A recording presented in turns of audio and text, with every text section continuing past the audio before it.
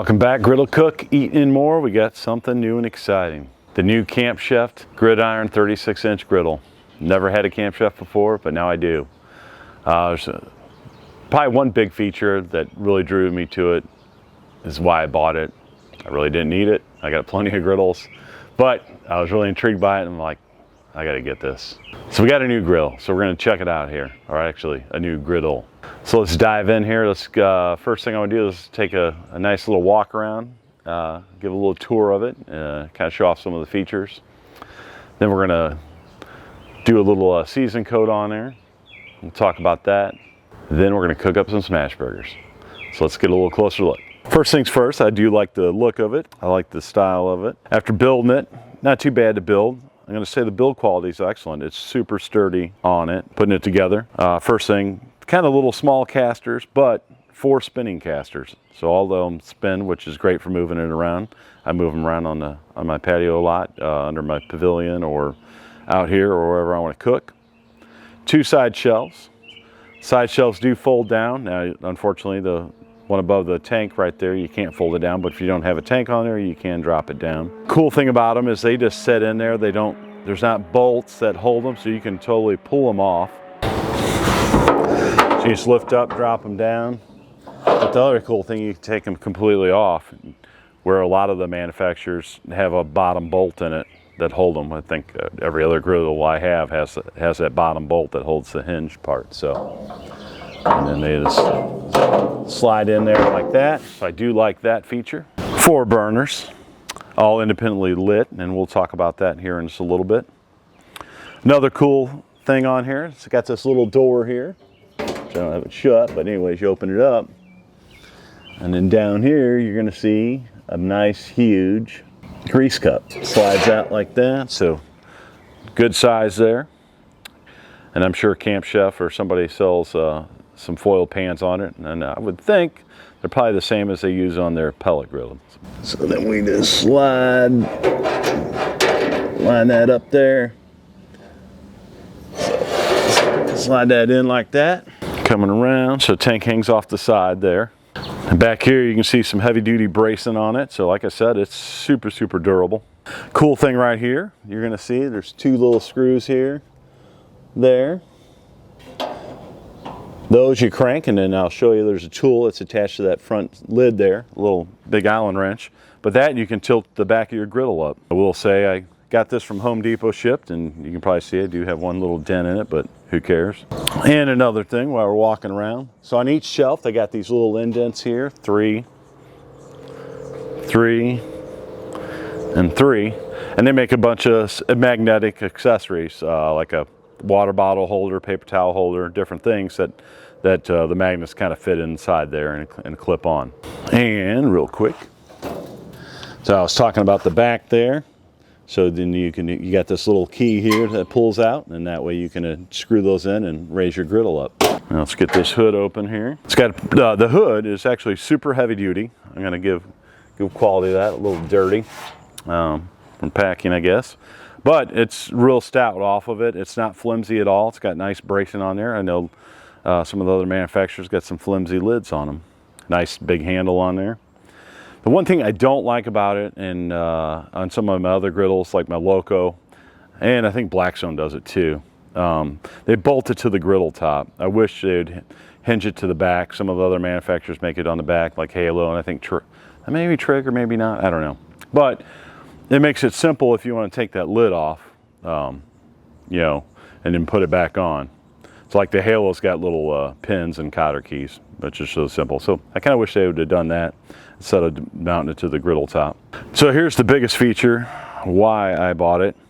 It's the first griddle out, and I'm surprised no one's ever done it since, but kind of set up the grease management like a commercial griddle. So in a restaurant griddle, and I also put a picture, and I have a little Vivor. It's like a little knockoff Chinese commercial style griddle, but I'll throw a picture into that, kind of show you what the commercial griddles look like. But anyways, in commercial griddles, usually it's recessed all the way across there, but basically like that, and it's got a hole in there, and you can just scrape back into your panel. This is kind of cool because it bevels down, so you can tilt the back of your griddle up, adjust it, So when you're cooking, your grease is going to naturally run to the front, and then it's going to come off of here and it's going to run right down into the grease pan, which is, I think, is a great idea. They made the griddle, and we'll measure it here in a minute, but apparently they try to keep the comparable to other 36-inch griddles as far as the depth of it. So they made this top a little bit longer to accommodate for the grease section here. We'll measure it, find out, and we'll compare it to the Blackstone and my Halo.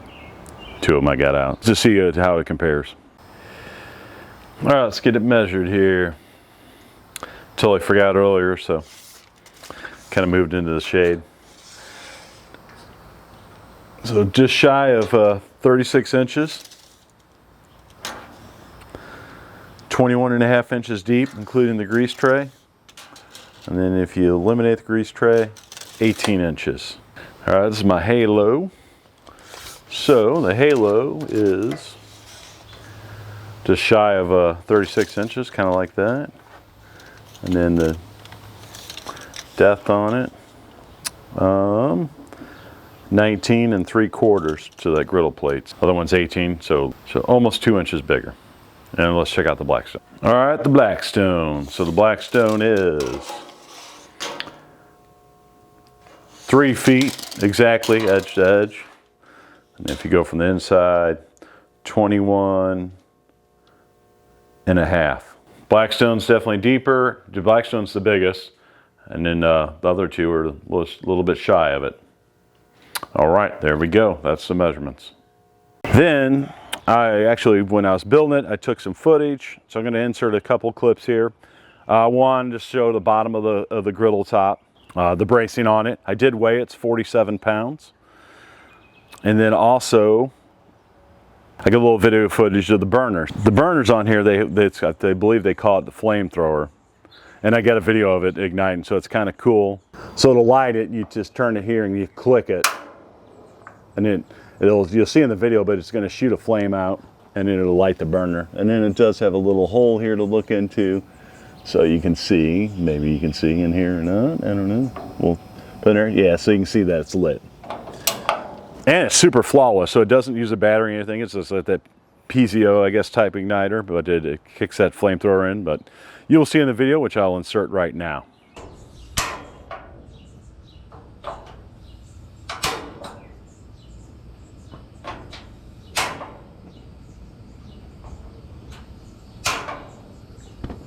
All right, some interesting stuff about the griddle here per Camp Chef. They recommend when you heat it up medium low to medium. That said, it helps going to prevent warping. They do say if it does warp, put 2 pots of water on the griddle, turn it on, get it boiling. Once the water's boiling, turn it off and let it cool down and see if that helps fix it. Never tried that before or heard of that. And I've had several griddles warp. They all came back to normal anyways after they cooled down, so I never had an issue. A couple interesting things. The oils they recommend are olive oil and coconut oil as their preferred oils for seasoning on the griddle and using. This griddle is pre-seasoned like the other Camp Chefs, so technically you don't need to season it at all. But watching a video from Camp Chef, they recommend doing at least 1 coat of seasoning, even though it's pre-seasoned, and then in the manual it says it's ready to go out of the box to cook.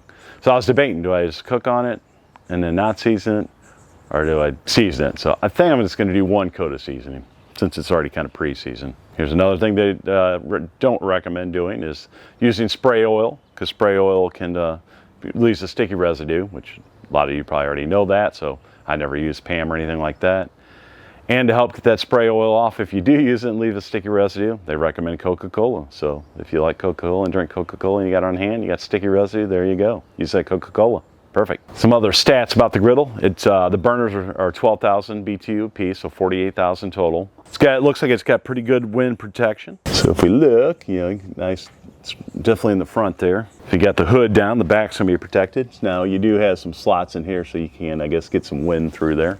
And interesting, so the griddle, as you can see, it kind of sits to the back here because I don't have any of that adjustment up there to tilt it forward or level it out. So that's kind of cool. If you want to do some shallow frying on it, you leave it unscrewed and your oil's going to pull to the back and you can do a little frying back there. Now we'll get it fired up, check the temps on it, see if it's if you got decent heat back there. I think that's about it for the details that I'm going to talk about. So let's get to getting it cleaned off real quick, and then we'll get to the seasoning process.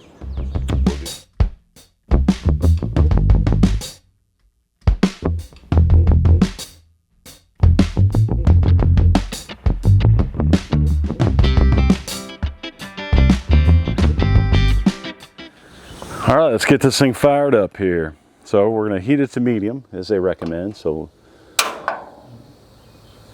all right, I can hear it light.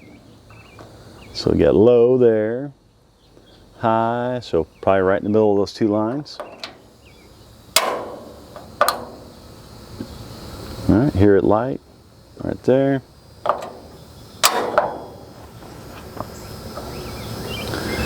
Right there.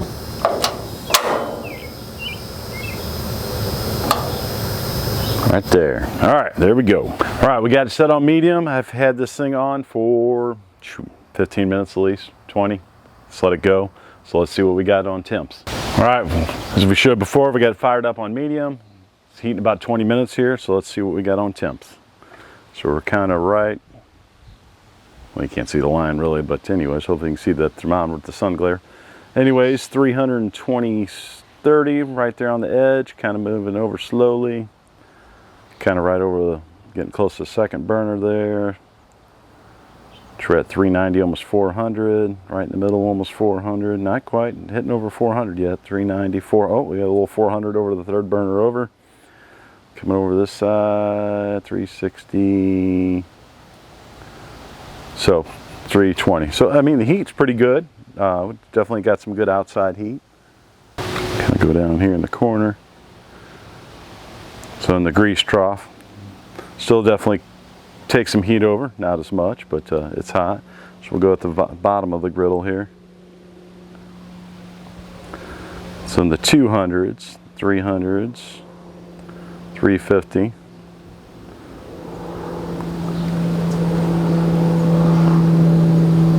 So not bad, not bad. And then we'll go up to the very top here. Kind of the corner there, let's see here, a little over 300, 340, 50, 70. All right, so not bad, pretty even heating right there. All right, let's get her oiled up. Well, actually, we're gonna kick it up to high here. Actually, I think you know what I'm gonna do. I'm gonna go ahead and oil it right now, and then I'll turn it up. We'll burn off one coat there. So I like to use canola oil, is what I use. Get some paper towels here. When you put a coat on, people always talk about paper towel sticking, and actually my paper towel lined up a little bit wiping that water off when it's cold. But anyways, I always put a shit ton of oil down, and then you wipe over it several times. Because if you try to just do a little light coat and spread it, then it gets too dry. You need a lot of oil, and then get that worked around there.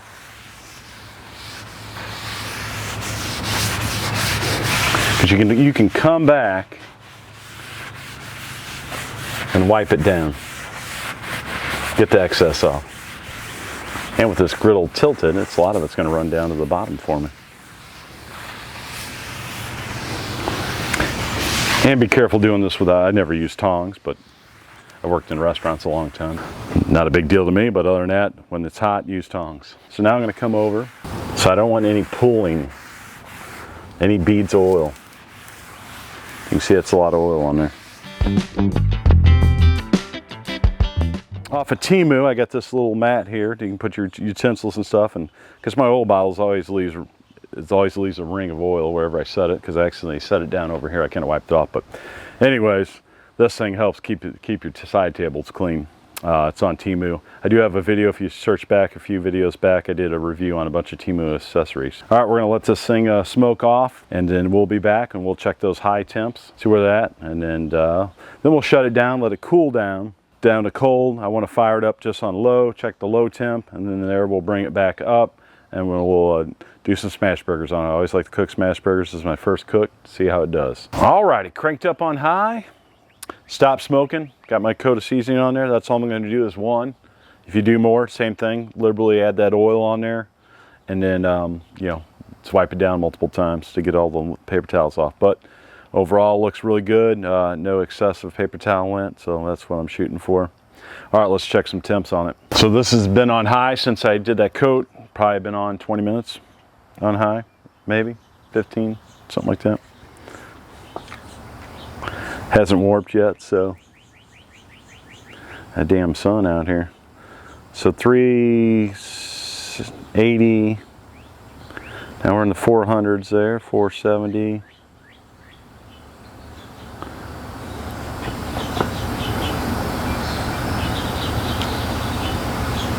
$400s all the way across, so interesting. All right, we're gonna let this thing keep cooking on high. See if we can get some higher temps. See if I can break that 500 mark. All right, let's let her roll. We're gonna let her keep going. Here we go. After technical difficulties, my thermometer not working, got it fired up. This thing's probably been on high for an hour, so it's definitely it's gonna get as high as it's gonna get, and it's probably pushing 90 degrees outside too. So got everything in favor of us to get this thing hot. So let's check it out. Had to take the thermometer inside and cool it off. All right, so right on the edge. Hopefully the camera with the glare is picking it up here. But you know what? 450, 439, 447. I think that's it. 450 is probably the max is what we're gonna get out of it. All right, just wanted to check that out, but we're gonna shut this thing off, get it cooled all the way down. We'll fire it back up on low, check the low temps, and then from there we'll crank it back up, and then we'll rock out some smash burgers and then give the final thoughts. Okay, we've been running on low, good 30 minutes at least, if not longer. Let's check the temps.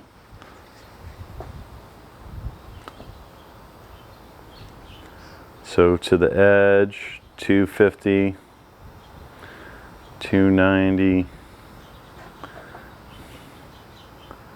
279, 280, 270, 276, go back to the corner, back there, along the back edge, 270s, 80, 90, so nothing over 300, staying pretty even. We'll go kind of right at the front here. Oh wait, a little 300 spot right up there up front.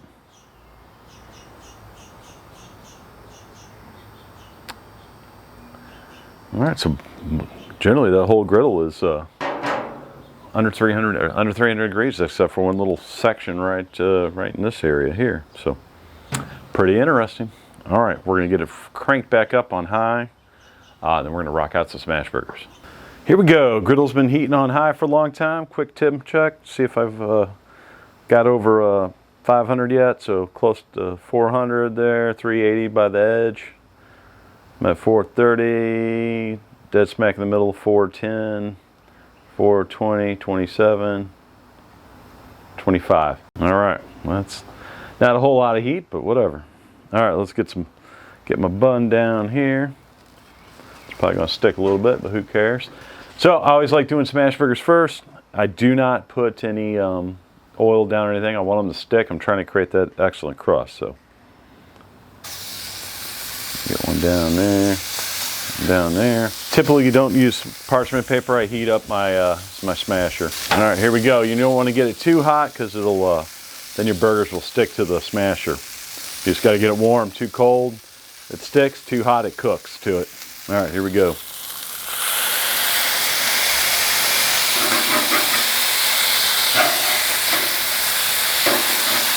So I want this stick there so I can kind of work it around, spread it out like that. There we go. Usually I like to give a good wipe off because that goo and stuff will kind of mess up the second one. So I'm trying to leave the middle a little thicker and then smear my edges around. So I want to create those crispy edges.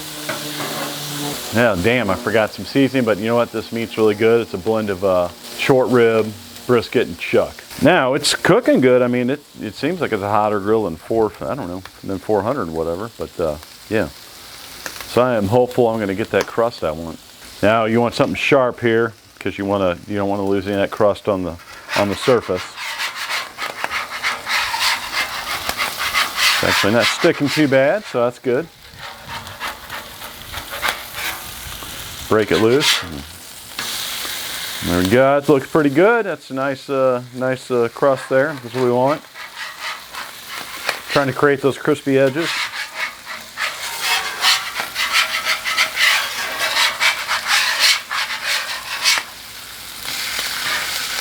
Oh, beautiful. Oh, my cheese is falling apart.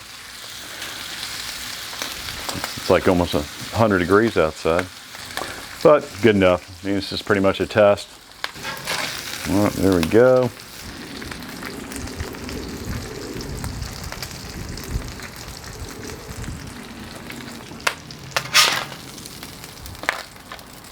All right. Oh, it's hot, boy. Get that in the shot there. There we go. All right. It's a nice looking smash burger right there.